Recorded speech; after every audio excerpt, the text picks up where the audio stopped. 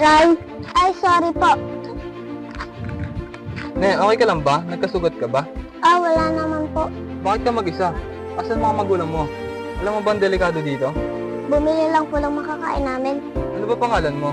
Ako nga po pala si Crystal. Ako naman si Bedic. Tara na, Crystal, may bago ng taya. Dito na po ako. Oo, nak. Kamusta yung paglalaro mo kahapon?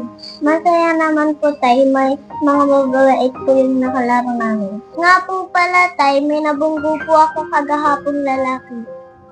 Ano nangyari? Paano mo naman nabunggo? Naghahabulan po kasi kami, hindi ko po napansin. Nag-usap pa nga po kami. Ano naman pinag-usapan mo? Nalaman ko nga po din pala yung pangalan niya. Anong pangalan niya? Bedic daw po.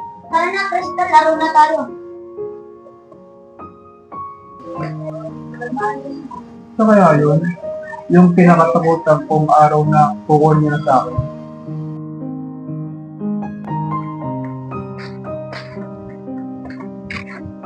O pare, saan ka pupunta? May gagawin lang importante, pare. Sino samahan na kita? Di na, pare. Kaya ko na to. Sige, mag-iingat ka pare. Sige, pare. Salamat.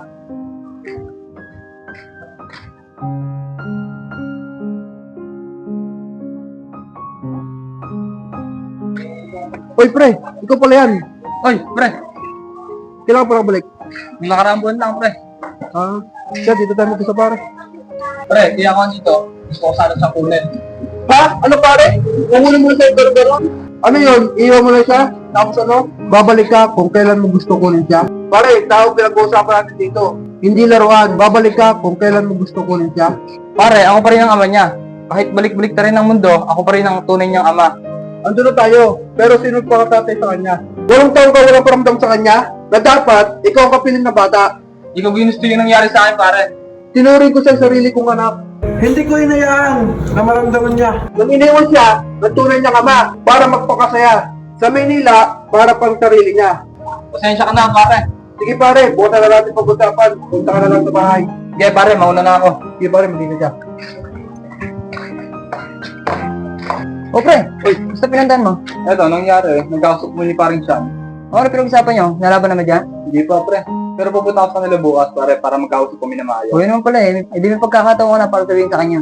Sige, pare. Dito na ako. Sige, dito na rin ako. Ingat, pare.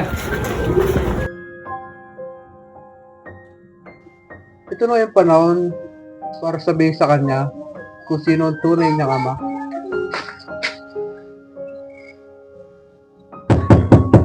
Ako po. Di ba po ikaw yung nabunggo ko sa playground? Ba't po kayo hindi dito? Oo, ako nga yun. Dahil siya ko sa mo.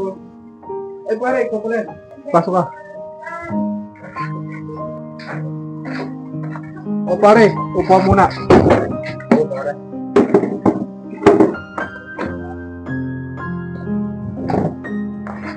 Dahil kilala niyo po siya. Oo anak, kumpare ko. O sige anak, doon muna sa loob. May pag-uusapan namin. Hindi po tayo. Ano kaya pinag-uusapin niyo? Hayaan ko na. Tara kuya, maglaro na lang tayo. O pare, pasensya sa nagawa ko kahapon. Hindi, pare. Ayos lang yun. Tama naman yung mga sinabi mo. Kung babalik na ako sa panahon na hindi ako malis, pare. Babalik ako, pare.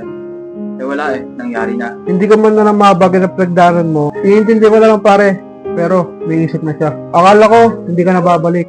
Pare, hindi ko alam kung paano ko sasabihin sa kanya yung totoo. Nanay, tatay, gusto ko. Wait lang kuya, lalabas lang ako. Sasabihin ko kay tatay na kumain na tayo. Sige, Crystal. Kaya nga dito ako, pare. Para kilalanin niya na ako ang tunay niyang tatay. Magugulat si Crystal kapag nalaman niya to. Eh, ano po dapat kong malaman?